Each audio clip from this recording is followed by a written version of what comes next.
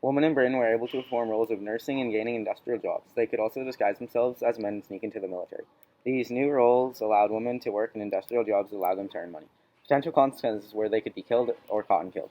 Overall, women in Britain were able to do some jobs for the army, like being nurses, but were unable to serve as actual soldiers unless they were disguised. Ooh. Women in Germany were able to perform roles of house duty. Germans feared women working in the battlefields. These new roles allow women to be less involved in war and have less of an impact because men believed that they gave women too many rights, they would undercut the men. Women were able to have more rights during the war, but still not able to openly welcome as nurses and helpers.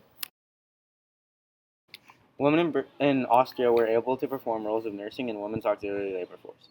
These new roles allowed women to be more involved in the war and have a greater impact. The challenges that came with these new roles were being mocked and ridiculed.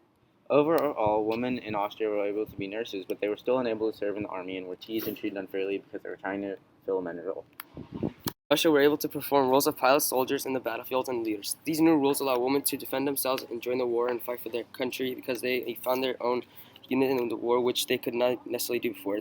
The women were now at risk because they were entering the war field. Overall, women in Russia were able to be pilots and be in the violation of war, but were still unable to serve in the army until later.